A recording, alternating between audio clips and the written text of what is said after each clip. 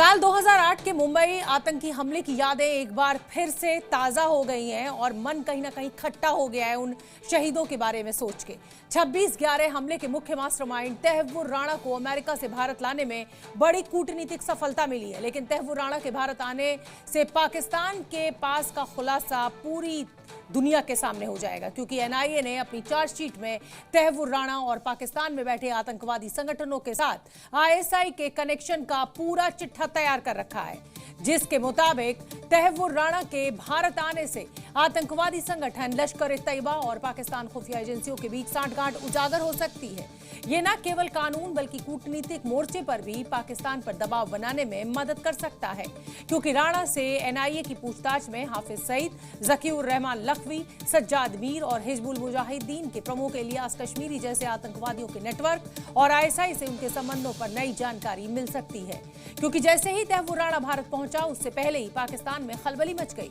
और पोल खुलने के डर से पाकिस्तान ने तहव्वुर राणा से अपना पल्ला झाड़ लिया।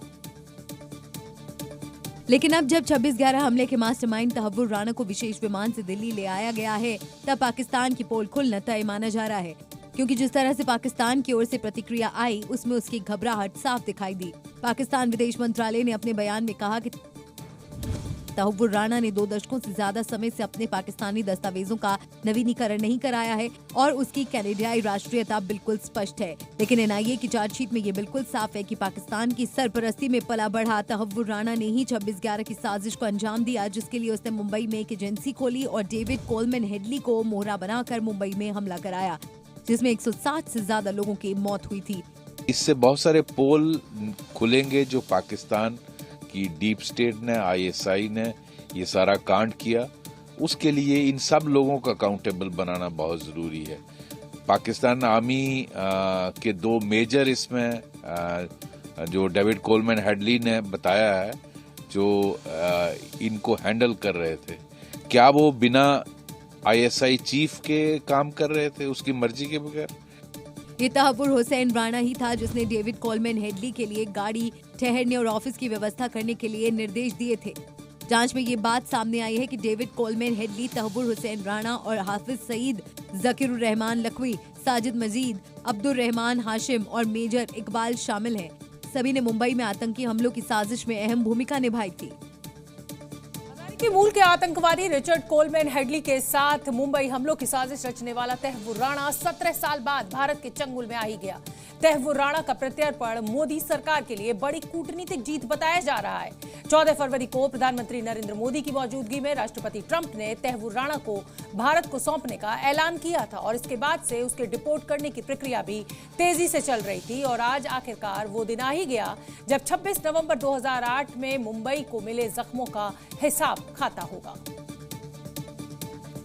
और साल 2009 में गिरफ्तारी के बाद तहव्वुर राणा के प्रत्यर्पण को लेकर भारत ने तैयारी कर दी थी।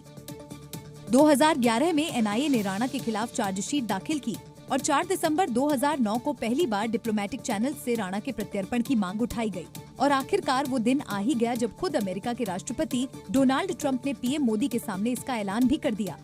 हालांकि प्रत्यर्पण से बचने के लिए तहव्वुर राणा ने तमाम चाल चली,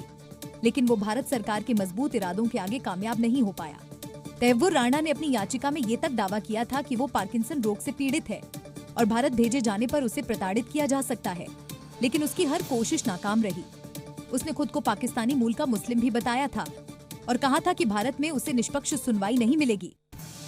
लेकिन अमेरिकी कोर्ट ने उसकी सारी दलीलें खारिज कर दी और अब जब 26 नवंबर का गुनहगार भारत आ गया है, तो उन लोगों की गवाही भी सुन लीजिए जिनके अपने इस आतंकी हमले का शिकार हुए थे। तो पाकिस्तान में आज भी छुप कर बैठे जो आतंकवाद को पाल रहे हैं, जो आतंकवाद को बढ़ावा दे रहे, उन सभी का सामने नाम अभी आएगा, तो ये हमारी इंडियन गवर्नमेंट को अच्छी जीत मिल रही है। ऐसे टेररिस्ट लोगों को भर चौक में लाके उनका शरीर का एक एक अवयव काट के उसके ऊपर नमक छिड़क के ये लोग को सजा देनी चाहिए, ताकि आगे जाके पाकिस्तान के टेररिस्ट लोग जो प्रयास करते हैं अपने भारत देश के ऊपर हमला करने का, उसको पाबंदी लग जाए। 26 नवंबर 2008 ये वो तारीख है जिसे मुंबई और पूरा देश जिंदगी भर नहीं भूल सकता। आतंकी संगठन लश्कर-ए-तैयबा के 10 आतंकियों ने मुंबई पर खौफनाक हमला किया था। ताज होटल से लेकर ट्राइडेंट तक नरीमन हाउस से लेकर CST रेलवे स्टेशन तक आतंकी अजमल कसाब समेत 10 आतंकियों ने मुंबई को लहूलुहान कर दिया था। कई जाबाज अफसर शहीद हुए थे, लेकिन उसके मास्टरमाइंड का अब हिसाब होगा।